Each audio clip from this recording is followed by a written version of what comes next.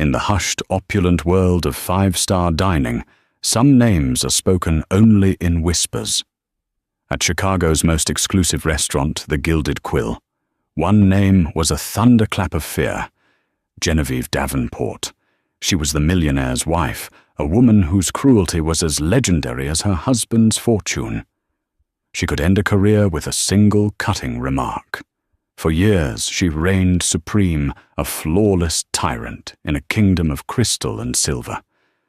But tyrants always have a weakness. They build their empires on foundations of lies. And what happens when a new waitress, a quiet, observant woman with nothing to lose, and a past she thought she'd left behind, starts pulling at the threads? This isn't a story about revenge. It's about the quiet dismantling of a monster, one perfectly served meal at a time. The air inside the Gilded Quill tasted of money. It was a complex, layered flavor, a base note of aged leather from the Chesterfield sofas in the lounge, a mid-note of expensive French perfume mingling with the scent of beeswax from the polished oak paneling, and a sharp metallic top note of ambition. For Chloe Mitchell, it was the taste of desperation. Just 3 months ago, she'd been a junior research assistant for Daniel Peterson, one of Chicago's most tenacious investigative journalists, meticulously cross-referencing sources and chasing down obscure public records. Then the newspaper had downsized, and her dream along with her salary evaporated. Now she was adjusting the ridiculously stiff collar of a uniform that cost more than her last 3 pairs of shoes combined. Her first shift was a dizzying ballet of rules. Water glasses were to be filled to precisely 1 inch below the rim, never more, never less. Bread plates were cleared from the left entrees, served from the right. A dropped fork was to be ignored until the guest looked away, at which point it was to be retrieved with a silent, swift elegance that bordered on magic. The one rule that wasn't written in the thick employee handbook was the most important one. It was delivered by Liam, the veteran bartender, whose face was a roadmap of late nights and cynical observations. He was polishing a highball glass with a linen cloth, his movements economical and practiced. "See that table?" he murmured, nodding his head towards the corner booth, the most coveted seat in the house, currently empty. "Table 7, that's the throne, and the Queen arrives at 8 every Friday." Chloe followed his gaze. The booth was upholstered in plush burgundy velvet set slightly apart from the others, offering both privacy and a commanding view of the entire dining room. The Queen, Genevieve Davenport. Liam said, his voice dropping an octave. He placed the glass on the rack, the crystal ringing softly. "Wife of Richard Davenport. You know Davenport Industries, the man who basically owns half the steel used in this city's skyscrapers." Chloe knew the name. Everyone in Chicago did. Richard Davenport was a titan, a figure of immense power and quiet influence. His wife, however, was a different kind of famous. She was a fixture in the society pages, always immaculate, always poised her smile, a perfect frozen sculpture. "She's our most important regular," Liam continued, his eyes scanning the room. "And our most feared. Don't make eye contact unless she addresses you. Don't speak unless spoken to. If she asks for her water, with a single perfectly square ice cube and a lemon slice cut at a 30-degree angle, you go to the kitchen and you find a protractor, if you have to. One mistake, one perceived slight, and she will not rest until she sees you personally fired and possibly blacklisted from every fine dining establishment west of the Hudson." Chloe felt a knot tighten in her stomach. This was more than just a demanding customer. This was a predator. "Is she really that bad?" Liam gave a short, mirthless laugh. "Last month, a busboy, Kevin, a kid just saving up for college, accidentally brushed her cashmere wrap with his tray. It didn't even fall, just touched it. She claimed he'd soiled it with his commonness. She made such a scene that Mr. Henderson, the manager, had to fire him on the spot, right in the middle of service. She watched him cry as he took off his apron. Seemed to enjoy it. The story settled like a stone in Chloe's gut. In her previous job, she'd dealt with arrogant executives and evasive politicians, but this was a different breed of cruelty, personal, petty, and performed for an audience. At precisely 8:00 p.m., a hush fell over the entrance. The hostess, a young woman named Amelia, whose smile seemed permanently strained, practically bowed as she led the couple to table 7. Richard Davenport was tall and broad-shouldered, his greying hair impeccably styled. He moved with the easy confidence of a man accustomed to the world reshaping itself around him. But all eyes were on his wife. Genevieve Davenport was a masterpiece of cold perfection. Her blonde hair was swept into an elaborate chignon, not a single strand out of place. A sheath of a midnight blue dress clung to her slender frame, and a cascade of diamonds glittered at her throat. But it was her face that was most striking. It was beautiful undeniably, but it was a hard, unforgiving beauty like a statue carved from ice. Her eyes, a pale, chilly blue, swept across the dining room, and Chloe could feel the staff flinch as her gaze passed over them. It was a look of assessment and instant dismissal. Chloe was assigned to the station adjacent to table 7, a nerve-wracking proximity. For the first hour she focused on her own tables, her movements becoming more fluid as she found her rhythm. She could hear Genevieve's voice, a low, controlled tone that carried despite its softness. She wasn't loud. She didn't need to be. Her power was in her precision. She sent back her Sauvignon Blanc because she detected a cloying note of melon, despite the sommelier's gentle insistence that it was a hallmark of the vintage. She complained that the ambient lighting was casting an unflattering shadow on her husband's face. Each complaint was a small test, a reassertion of her dominance. The real display came during the main course. A young waiter named Sam, his face pale with nerves, was serving the table next to the Davenports. As he leaned in to place a plate of seared scallops before a guest, his sleeve cuff, for a fraction of a second, hovered over the edge of Genevieve's side plate. He didn't touch it. He wasn't even close. But Genevieve recoiled as if he'd tried to poison her. "Excuse me," she said.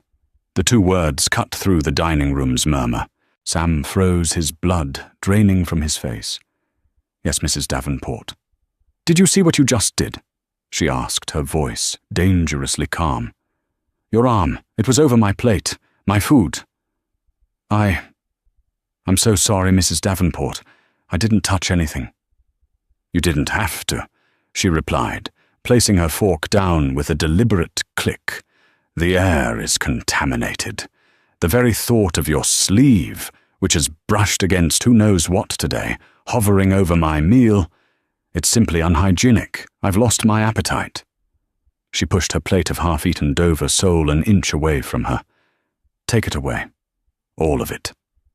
Richard Davenport sighed a quiet, weary sound, but said nothing. He simply stared at his own plate, a man trapped in a gilded cage with a very beautiful, very venomous snake. Mr. Henderson materialized at the table, his face a mask of pained apology. He stammered, he groveled, he offered to have the entire dish remade by the executive chef himself. Sam stood behind him, trembling, looking like a condemned man. Chloe watched the entire pathetic spectacle. This wasn't about hygiene. It wasn't about the food. It was a power play, a public execution designed to remind everyone in the room of their place in her world.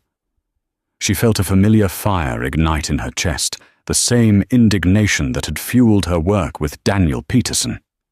It was the feeling of seeing an injustice, a gross abuse of power, and knowing it was wrong. Liam had called this place the Dragon's Lair. He was right, and Chloe Mitchell, standing in the shadows with a water pitcher in her hand, had just met the dragon. What he didn't know was that Chloe had spent the last 3 years of her life learning how to find the cracks in the armor of untouchable people.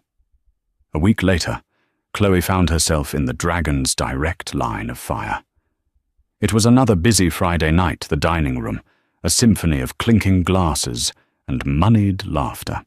By a cruel twist of fate, the waiter assigned to table 7 had called in sick with a sudden violent case of what Liam cynically termed Davenportitis. Mr. Henderson, his face ashen, had surveyed the remaining staff like a general choosing a soldier for a suicide mission. His eyes landed on Chloe.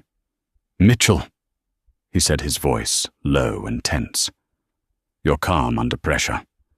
You're on table 7 tonight." A wave of sympathetic murmurs rippled through the staff. Liam caught her eye from behind the bar and gave a subtle shake of his head, a silent warning. But Chloe simply nodded. "Yes, Mr. Henderson." She spent the next 15 minutes preparing as if for battle. She reread the Davenport's file, memorizing their preferences. Genevieve favored still water, no ice, with a single paper-thin slice of lime, not lemon. She preferred her bread basket to contain only brioche, no sourdough. Richard drank a specific, single malt Scotch, Macallan, 25, 2 fingers, no mixer. Every detail was a potential landmine. When the Davenports arrived, Chloe was ready. She approached the table with a practiced neutrality, her posture straight, her expression placid. "Good evening, Mr. and Mrs. Davenport. My name is Chloe, and I will be your server tonight." Genevieve's eyes flickered over her, a cold, dismissive appraisal. She didn't acknowledge the greeting. "Still water. Lime." She clipped, already turning her attention to the menu. "Of course," Chloe replied, her tone even. She executed the initial service flawlessly.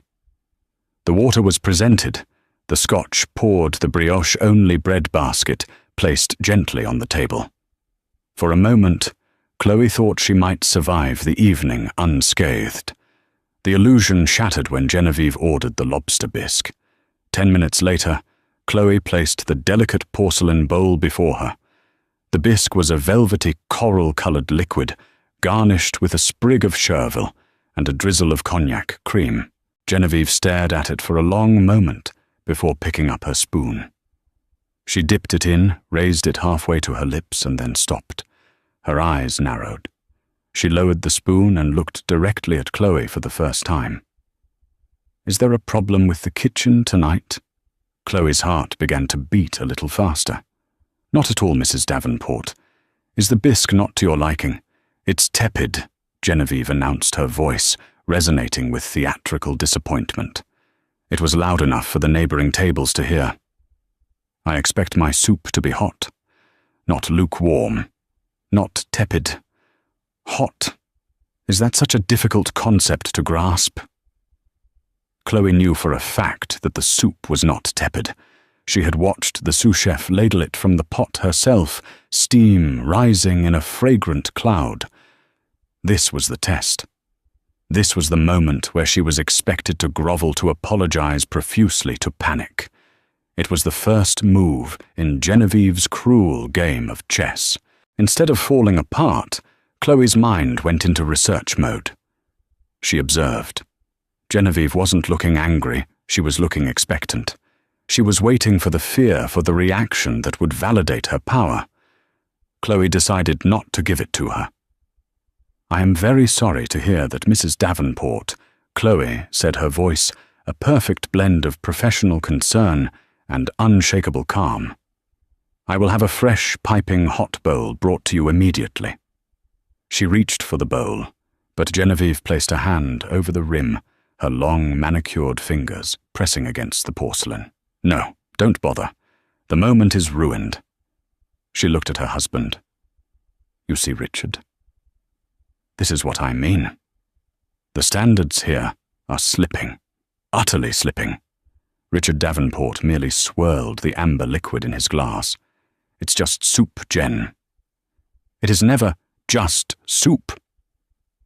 Richard, she snapped back, her voice like ice. It is a reflection of a standard this waitress clearly doesn't understand.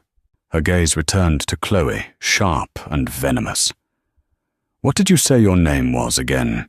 Chloe Mrs. Davenport.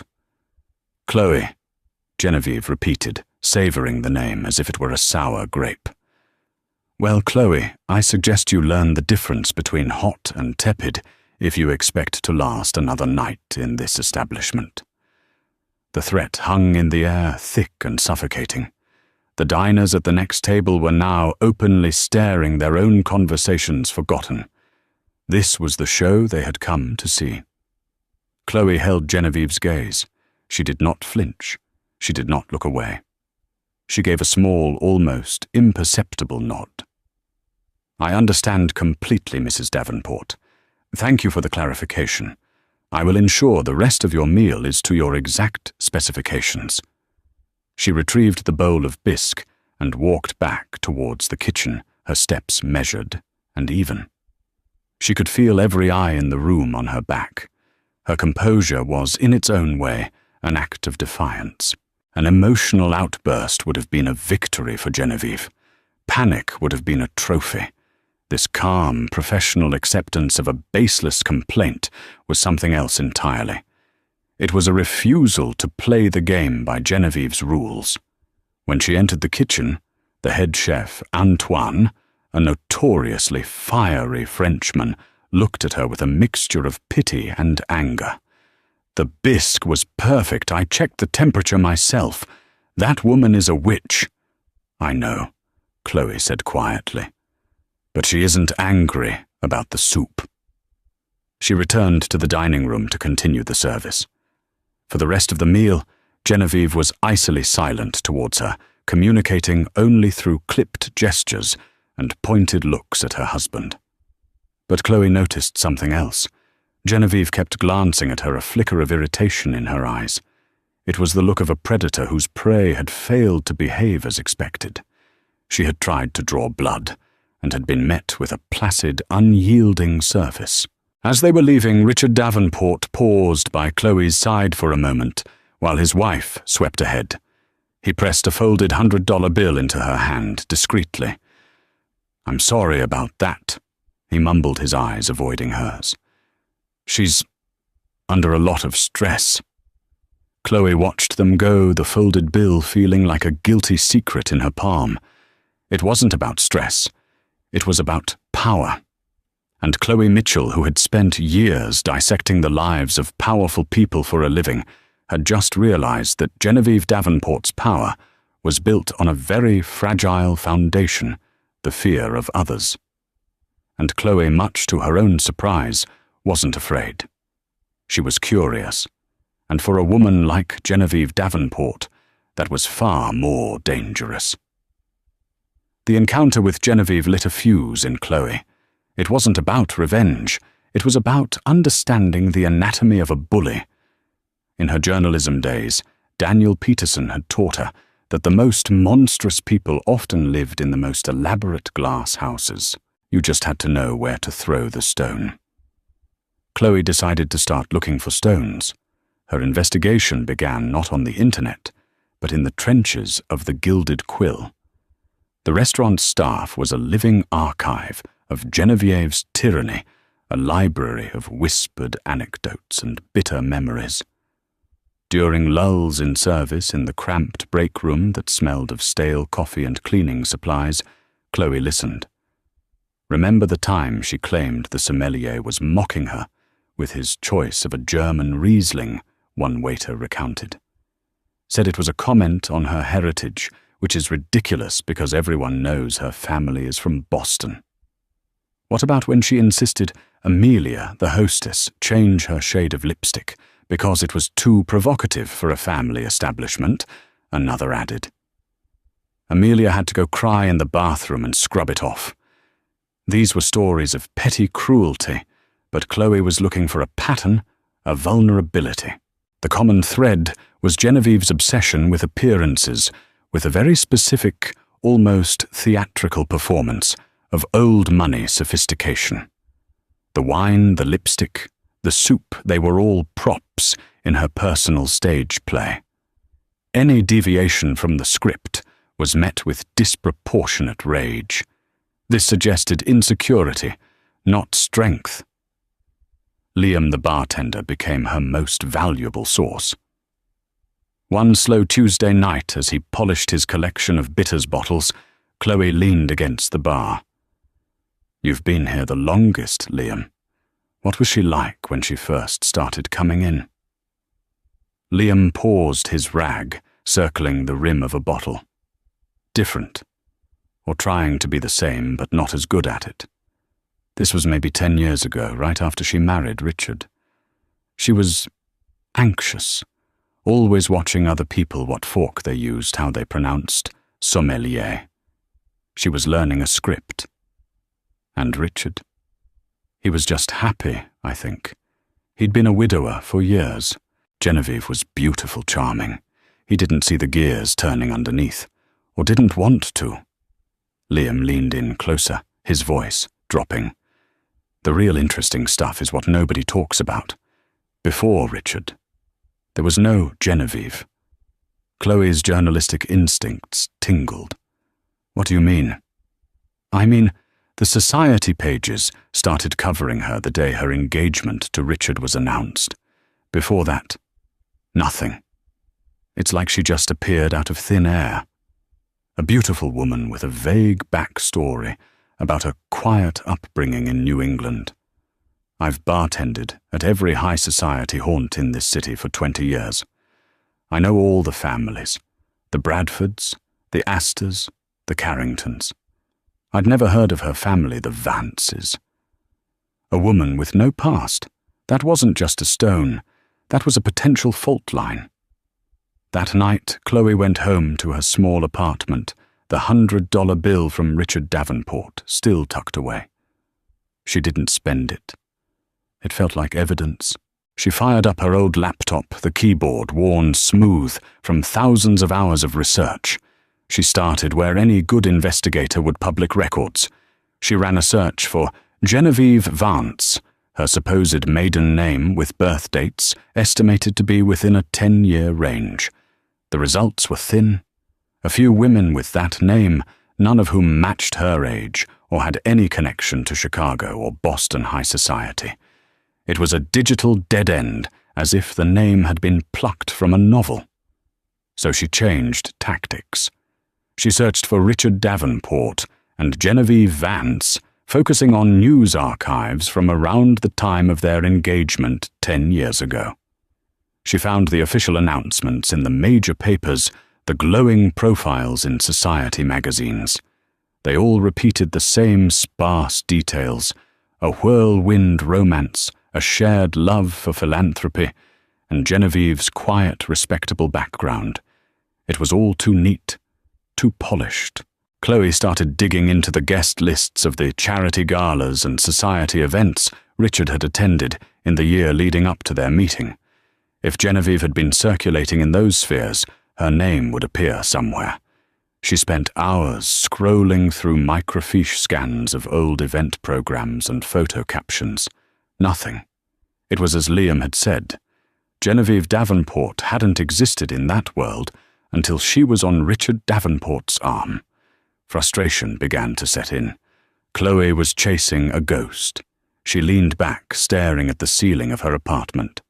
Where does a person with a fabricated past hide their real one? They scrub the present, but they can't always erase the past, especially in the pre-social media era. She tried a different kind of search. She opened a reverse image search tool and uploaded one of Genevieve's official society photos. The results showed hundreds of copies of the same photo from various magazines and blogs. Useless. Then she tried a cropped version, just her face, and then another, slightly older photo from a gala 8 years ago. For hours, nothing. Just more society pictures. Then on the 12th page of results for the older photo, a strange link appeared. It led to a defunct website for a local talent agency in Bakersfield, California. The page was a poorly designed relic from the early 2000s, barely functional. But on the client headshots page, amidst a sea of aspiring actors with hopeful, desperate smiles, was a picture that made Chloe's breath catch. The photo was grainy, the quality poor. The girl in the picture was younger, maybe in her early 20s. Her hair was a brassy, over-bleached blonde, not the elegant champagne colour Genevieve sported now. She wore too much blue eyeshadow and cheap, shiny lip gloss. But the bone structure was undeniable. The sharp jawline, the high cheekbones, the cold, determined set of her eyes. It was her. Beneath the photo was a name, not Genevieve Vance.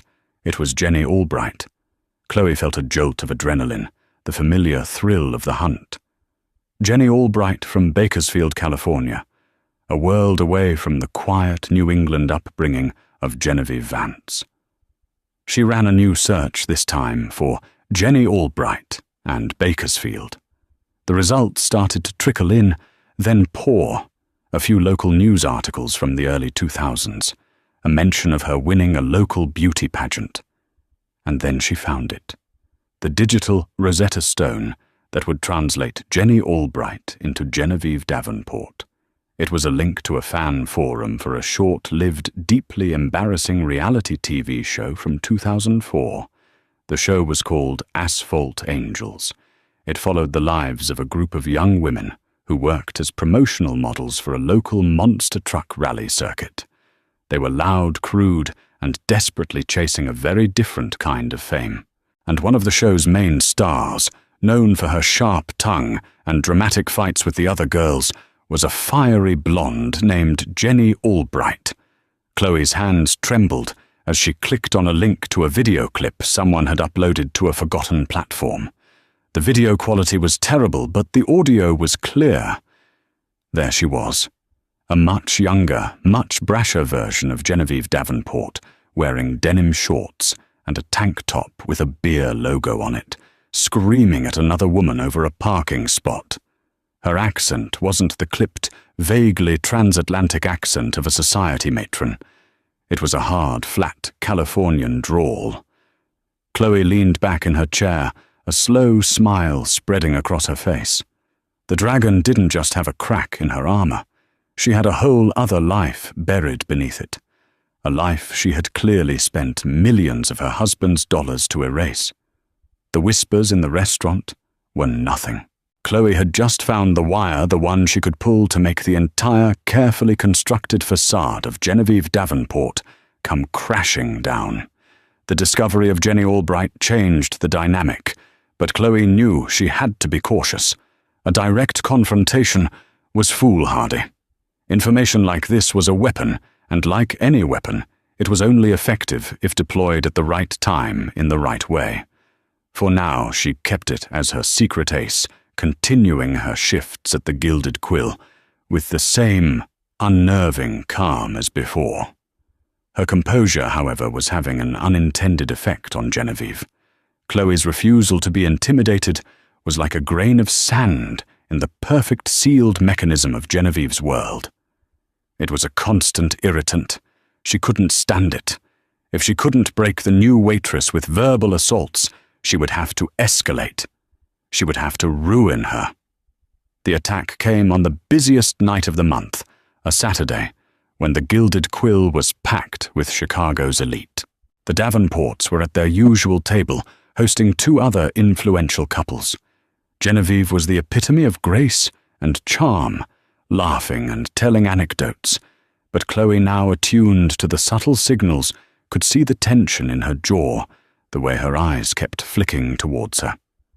She was a predator, circling, waiting for the perfect moment to strike. The moment came just after the main course plates were cleared. Genevieve let out a small, theatrical gasp. She brought a hand to her earlobe, her perfectly manicured fingers fluttering against her skin.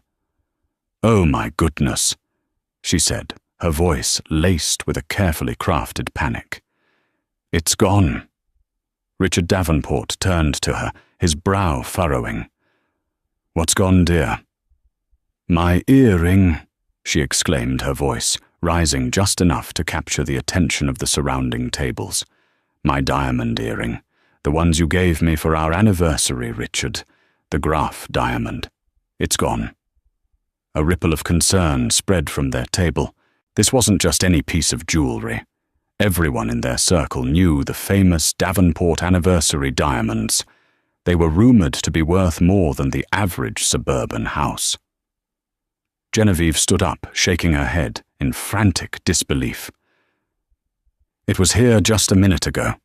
I felt it. I remember fidgeting with it right before the waitress cleared my plate." Her eyes, cold and sharp as shards of glass, locked onto Chloe. "You, the waitress. You were the last one here. You were leaning over me when you took my husband's plate." The accusation was as clear as it was devastating.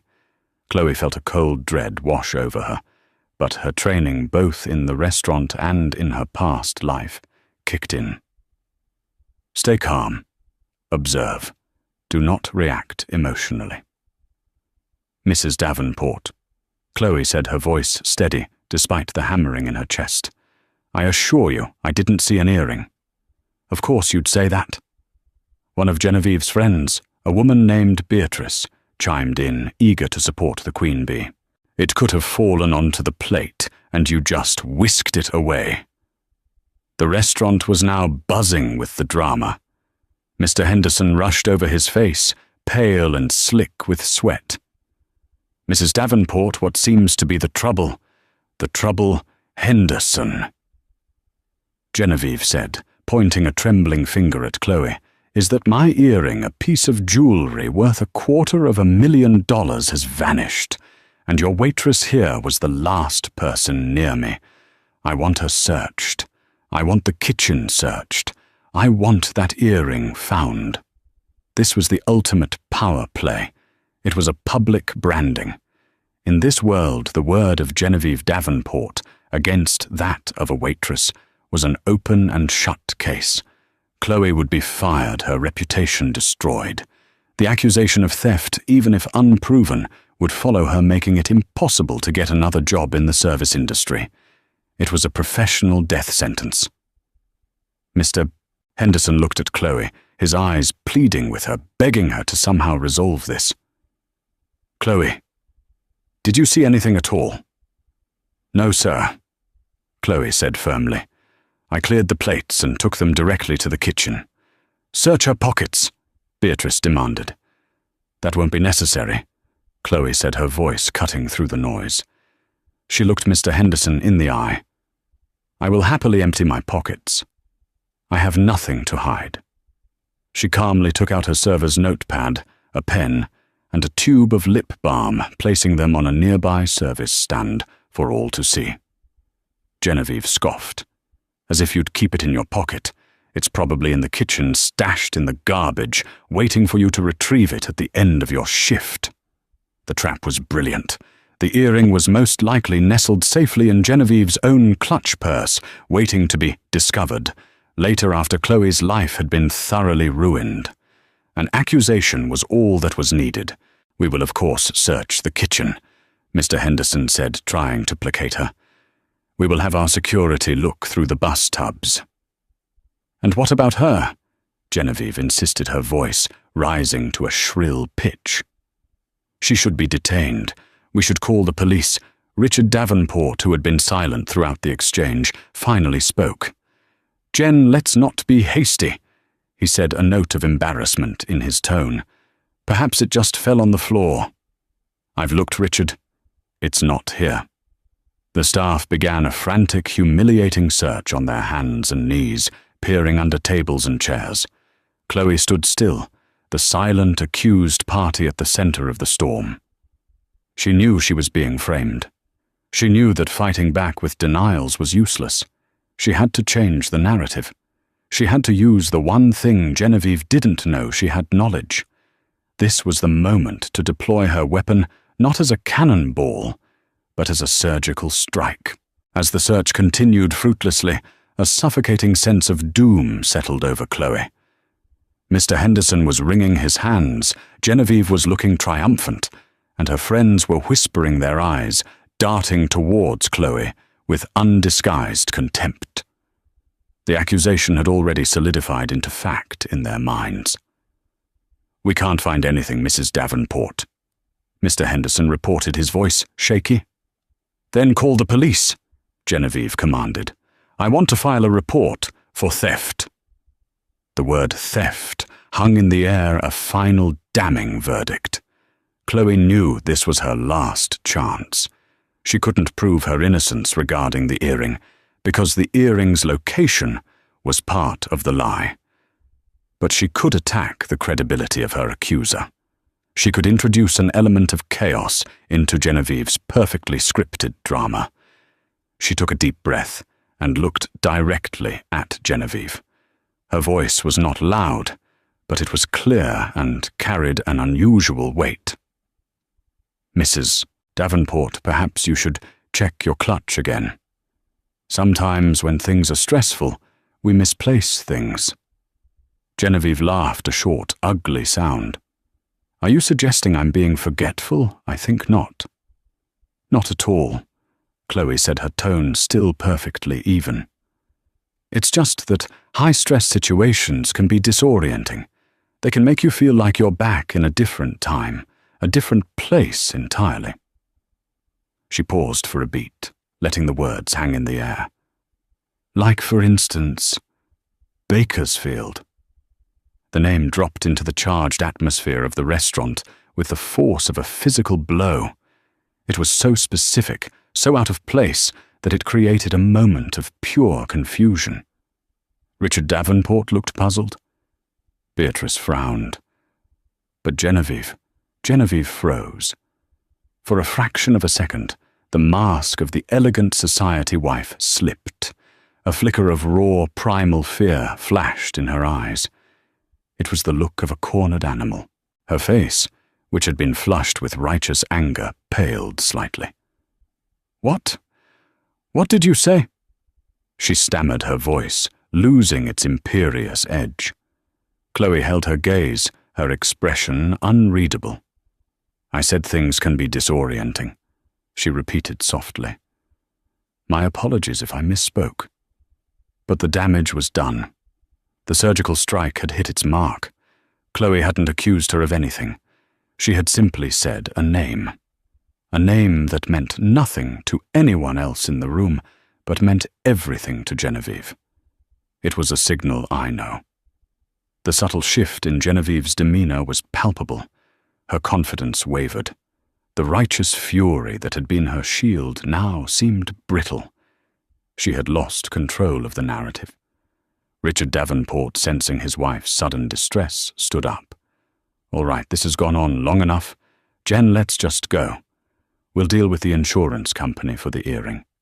"No," Genevieve said, but her voice lacked its earlier conviction. She was rattled, her mind clearly racing to understand how this waitress could possibly know that name. It was then that Chloe played her final card for the evening. It was a gamble, a piece of psychological theater based on a hunch. "Mr. Davenport," Chloe said, turning her attention to him, "before you go, perhaps you could check the lining of your jacket pocket, the one on the right." He looked at her, bewildered. "My jacket? Why?" "Sometimes, small, heavy objects can fall without us noticing and get caught in the folds of the fabric," Chloe said, her voice calm and reasonable. "It's worth a look." Genevieve shot Chloe a look of pure venom. She knew what was happening. Chloe was offering her an escape route, but an escape route that would make her look utterly foolish. It was a checkmate. If the earring was found on her husband, the entire scene she had created would collapse into a ridiculous, hysterical farce. Hesitantly, Richard plunged his hand into his jacket pocket. He felt around his expression, shifting from confusion to surprise. His fingers closed around a small, hard object. He pulled it out. There, glittering in the palm of his hand, under the dim, expensive lighting of the gilded quill, was the missing Graf diamond earring. A collective gasp went through the room. "Well, I'll be damned," Richard muttered, staring at the earring. "It must have snagged on my cuff and dropped into my pocket when I helped you with your chair." He looked at his wife, a hint of annoyance now colouring his tone. All this fuss, Jen, and it was here the whole time. The humiliation was instantaneous and complete. Genevieve's face went from pale to a deep mottled red. She had accused a waitress of theft, demanded a police investigation, and held the entire restaurant hostage only for the earring to be found in her husband's pocket. She didn't look like a powerful victim. She looked like a fool, a hysterical, paranoid, wealthy woman who had lost her earring and thrown a tantrum. Her friends Beatrice and the others suddenly found the pattern on their plates intensely fascinating. The whispers around the room were no longer of theft, but of ridicule. Without another word, Genevieve snatched the earring from her husband's hand, grabbed her clutch, and stormed out of the restaurant, her head held high, but her entire posture screaming defeat. Richard Davenport was left to settle the bill, his face a mask of weary apology. He left an obscene amount of cash on the table and followed his wife out, leaving a crater of social embarrassment behind him. Mr. Henderson looked at Chloe, his expression a mixture of awe and terror. He didn't understand what had just happened, not really, but he knew that Chloe had somehow faced the dragon, and against all odds, won. Chloe took a steadying breath, her adrenaline slowly beginning to recede. She hadn't exposed Jenny Albright.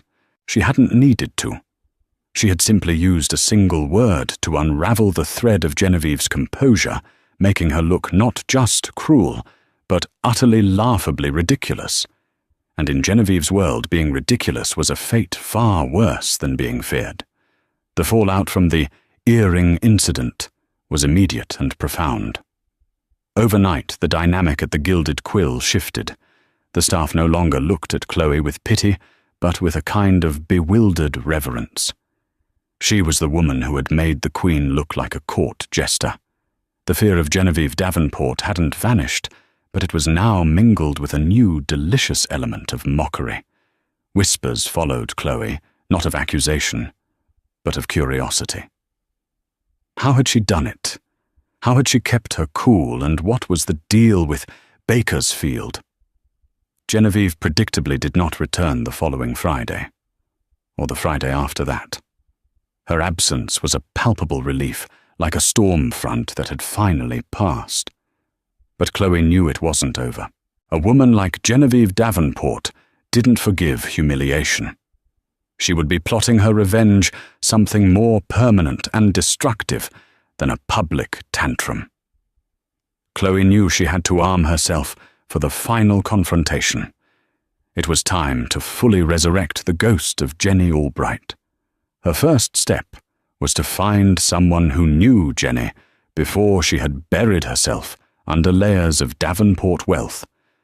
The reality show fan forums were a start, but they were mostly populated by anonymous screen names. Chloe needed a real person, a primary source. On one of the forums, a user named Bakersfield Born mentioned having gone to high school with Jenny. It was a long shot, but Chloe created an account and sent a carefully worded private message. "Hi there," she wrote. "I'm a researcher working on a Where Are They Now? Piece about cast members from forgotten reality shows like Asphalt Angels. I saw you mentioned you knew Jenny Albright. I'd love to hear any memories you have of her for my article. I can keep your identity completely confidential." It was a plausible lie drawing on her old skill set. For 2 days there was no reply. Chloe started to think it was a dead end. Then an email notification popped up. The user had replied providing an email address and a name, Sarah Jenkins. Chloe's heart hammered. She composed an email to Sarah repeating her cover story. The reply came within an hour. "Jenny Albright," Sarah wrote. "Wow, that's a name I haven't heard in a long time. Yeah, I knew her. We Well, I guess you could call us friends back then. Frenemies, maybe. She was always going to be a star, or so she said. What do you want to know? Over the next few days, through a series of emails, and then a long phone call, Sarah Jenkins painted a vivid picture of the woman who would become Genevieve Davenport. Jenny Albright had grown up in a run-down part of Bakersfield, the daughter of a mechanic and a checkout clerk. She was fiercely ambitious, beautiful, and possessed a burning shame about her background. She hated everything about her life. Sarah explained, her voice tinged with a mix of old resentment and pity. She thought she was better than all of us. She practiced her accent in the mirror, trying to sound like those old movie stars. She read fashion magazines like they were textbooks. Her goal was to get out of Bakersfield and never, ever look back. The Asphalt Angels show was meant to be her big break. She thought it would be her ticket to Hollywood, Sarah said with a dry laugh. But the show was a joke. It made us all look like trashy caricatures. After it was cancelled, Jenny was mortified. People would recognize her on the street and make fun of her. It was the exact opposite of the fame she wanted. It branded her as the very thing she was desperate to escape, poor and common. After the show, Jenny had a breakdown. She disappeared from Bakersfield, telling everyone she was moving to Los Angeles to pursue real acting. No one heard from her for years. Then about 10 years ago, Sarah continued her voice, lowering, I saw a picture in a magazine. Millionaire Richard Davenport to wed society belle Genevieve Vance. And I swear to God, my jaw hit the floor. It was Jenny. The hair was different. The clothes were 1,000,000 times more expensive, but it was her. She'd done it. She'd actually done it. She erased Jenny Albright and became someone else entirely.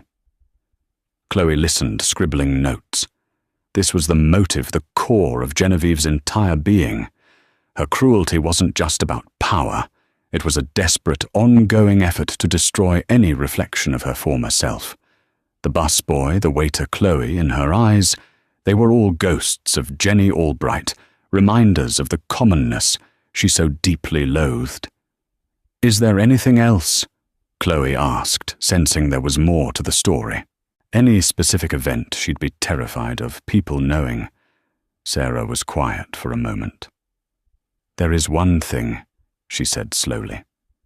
The show's finale. The producers wanted a big finish, so they staged a monster truck princess pageant.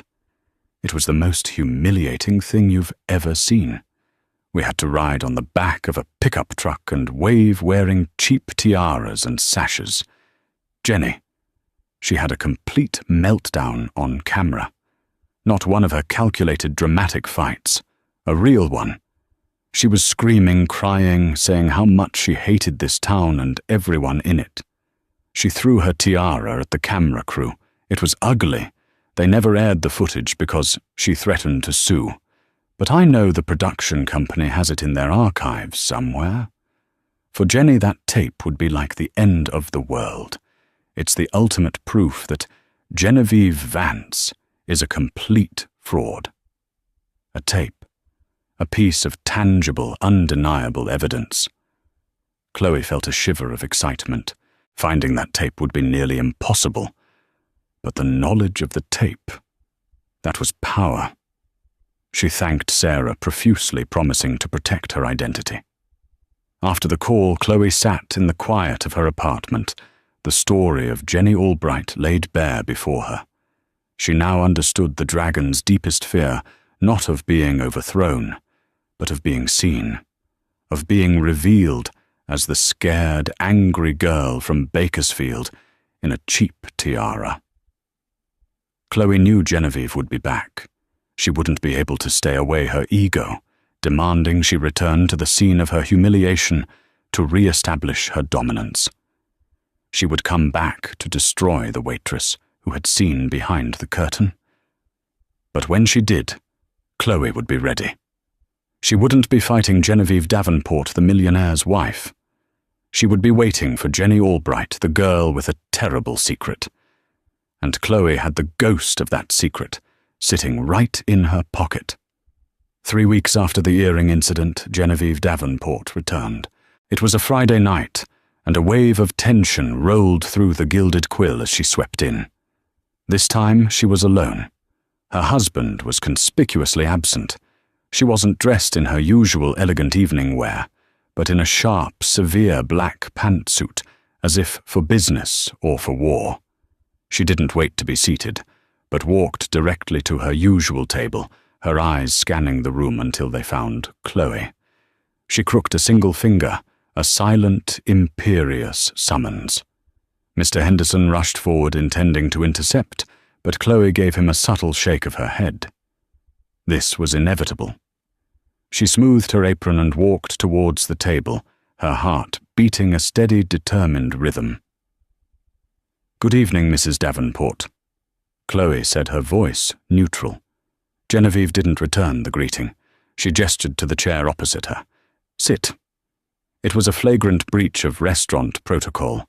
A server never sits with a guest. "I'm on duty, Mrs. Davenport." "Sit," she repeated, her voice low and menacing. "Or I will buy this restaurant by morning and turn it into a parking garage. Your choice." Chloe pulled out the chair and sat her back perfectly straight. The other diners watched, mystified by the bizarre scene unfolding. "I don't know what kind of game you think you're playing." Genevieve began leaning forward, her blue eyes burning with cold fire. "I don't know how you found out that name. I assume you dug up some dirt, tried to blackmail me in some pathetic, clumsy way. It was a mistake." "I don't know what you're talking about," Chloe said calmly. "Don't you lie to me," Genevieve hissed, her composure cracking. "You think you're clever. You think you embarrassed me. Let me tell you what's going to happen now. I have had my husband's legal team run a complete background check on you, Chloe Mitchell. I know all about your failed journalism career. I know about your student loans. I know about the tiny apartment you can barely afford. You are a nobody." She leaned back, a cruel smirk on her lips. "By the time I am finished with you, you won't even be able to get a job washing dishes. I will personally call every potential employer. I will tell them you are a thief, a blackmailer, and an unstable, vindictive little roach. I will sue you for slander. I will bury you in legal fees until you are begging for mercy. I will destroy every corner of your miserable life. Do you understand me?" Chloe listened to the litany of threats without flinching. This was the dragon's fire, the final desperate attempt to incinerate the threat. But Chloe wasn't scared of the fire anymore, because she knew what the dragon was made of. She leaned forward slightly, matching Genevieve's posture. "You're right about one thing," Chloe said, her voice soft, but carrying an unmistakable edge of steel. "I am a researcher, and I am very, very good at my job. I know you're not Genevieve Vance from New England. I know you're Jenny Albright from Bakersfield, California." Genevieve's face tightened, but she held her ground. "Lies and slander. I know about asphalt angels," Chloe continued, her voice dropping even lower. "I know about the monster truck rallies, and I know about the unaired finale, the pageant, the monster truck princess pageant." At the mention of the pageant, Genevieve's composure finally completely shattered. The blood drained from her face, leaving her with a deathly pallor. This was a direct hit. This wasn't a vague mention of a town. This was a detailed kill shot. "I know about the tiara, Jenny." Chloe said the use of the old name, a deliberate twist of the knife. "I know about the meltdown on camera, the screaming, the crying, the tape that the production company still has locked in its archives." Genevieve stared at her, speechless. Her breath came in ragged gasps. She looked not like a powerful millionaire's wife, but like the terrified girl from the past, her worst nightmare come to life. "Here is what's going to happen now," Chloe said, taking complete control. "You are going to leave this restaurant. You are never going to come back. You are not going to harass, threaten, or even speak the name of any person on this staff ever again. You are going to leave me and everyone here alone. If you do not, if I hear so much as a whisper of you causing trouble for anyone, I will dedicate my life to finding that tape. I will find it, and I will make sure it is released. I will send it to every society columnist, every gossip blog, and every one of your fair-weather friends. Richard might have forgiven you for a foolish tantrum over an earring, but I wonder how he'll feel when he sees his elegant wife, Jenny, screaming about her cheap tiara on Asphalt Angels Where Are They Now? Every word was a perfectly placed blow. Chloe laid out the terms of surrender, not of a waitress to a patron, but of one woman who had the truth to another who was drowning in lies. For a long, silent moment, Genevieve simply stared. The fear in her eyes slowly gave way to a look of utter, soul-deep hatred. But she was defeated. She was completely and utterly defeated. The ghost Chloe had summoned was standing right behind her, and it had its cold hands on her shoulders. Slowly, shakily, Genevieve Davenport, or Jenny Albright, rose from the table. She didn't say a word. She didn't look at anyone. With the last shred of her dignity, she turned and walked out of the Gilded Quill for the final time. The doors swung shut behind her, and it was as if a curse had been lifted. A stunned silence filled the dining room, followed by a quiet, spontaneous burst of applause from the kitchen staff who had been watching from the doorway. Mr. Henderson walked over to Chloe, his eyes wide with disbelief. I don't know what to say." Chloe finally let out a long, shuddering breath she hadn't realized she was holding. She stood up and picked up the water pitcher from her service station.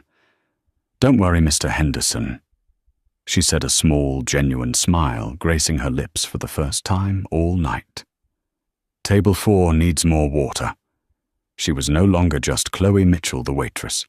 She was the woman who had faced the dragon and sent it running from its own lair, not with fire or fury, but with the quiet, undeniable power of the truth. And just like that, the reign of terror was over. The story of what happened that night at the Gilded Quill became a legend whispered among the city's service industry, a tale of how a quiet waitress with a spine of steel toppled a tyrant, not with shouting or revenge, but with quiet competence and a well-placed fact. Genevieve Davenport was never seen in that part of the city, again a ghost in her own gilded cage, haunted by a past she could no longer control. Chloe Mitchell. She didn't stay a waitress for long. Her actions caught the attention of a wealthy patron who admired her courage and intellect, and she was offered a job as a private investigator, returning to the work she truly loved. This story is a powerful reminder that true strength isn't about how loud you can shout, but about the courage to stand firm in the truth. It shows that bullies, no matter how rich or powerful, are often just scared people hiding behind a fragile mask.